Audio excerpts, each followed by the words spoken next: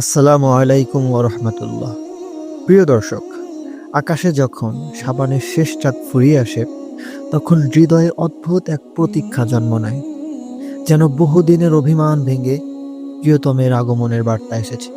হ্যাঁ, রমাজান কেবল একটি মাস নয়, বরং এটি আত্মশুদ্ধির কর্মশালা, তাকওয়া অর্জনের প্রশিক্ষণ ক্ষেত্র এবং জান্নাতের দিকে এগিয়ে যাওয়ার সুবর্ণ সুযোগ।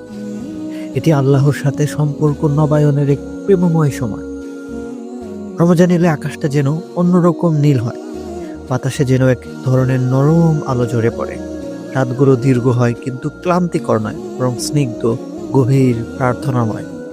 মনে হয় পুরো দুনিয়া একটু থেমে গেছে, আর আসমান থেকে নেমে এসেছে এক অদৃশ্য প্রেমপত্র। হ্যাঁ, রমজান হলো আল্লাহর পক্ষ থেকে বান্দার প্রতি ভালোবাসার মাস।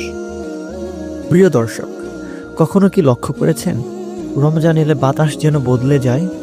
মসজিদের মাইকে তারাবির সুর, ইফতারের আগমনের নীরব প্রতীক্ষা, সেহরির শেষ মুহূর্তে আকাশের অদ্ভুত প্রশান্তি, সবকিছু মিলিয়ে যেন আল্লাহর পক্ষ থেকে নীরব ডাক আসে।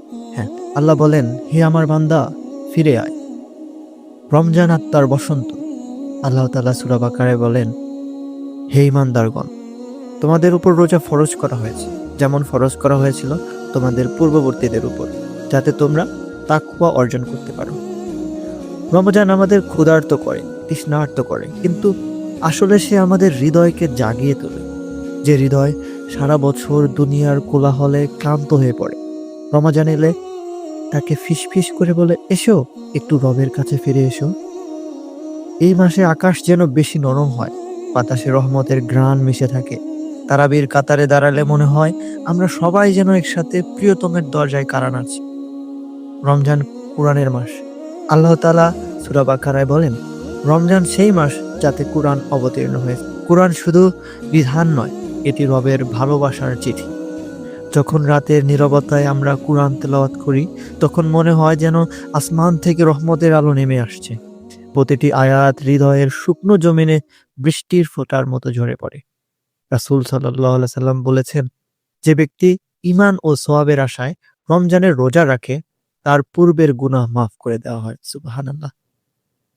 ভাবুন তো, একটি মাস যেখানে অতীতের কালিমা মুছে ফেলার সুযোগ রয়েছে। রাসূল সাল্লাল্লাহু আলাইহি ওয়াসাল্লাম বলেছেন, রমজানের প্রথম 10 দিন রহমত, দ্বিতীয় 10 দিন মাগফিরাত, আর শেষের 10 দিন জাহান্নাম থেকে মুক্তি। এই মাস যেন 3টি প্রেমপত্রে ভরা। প্রথমটি দোয়া, দ্বিতীয়টি ক্ষমা, তৃতীয়টি মুক্তি। রাতের তাহাজ্জুদে যখন বান্দা অশ্রুসিক্ত চোখে বলে, হে আল্লাহ, আমি ফিরে এসেছি, হে আল্লাহ, আমাকে ক্ষমা করে দাও, তখন আকাশের দরজা খুলে যায়।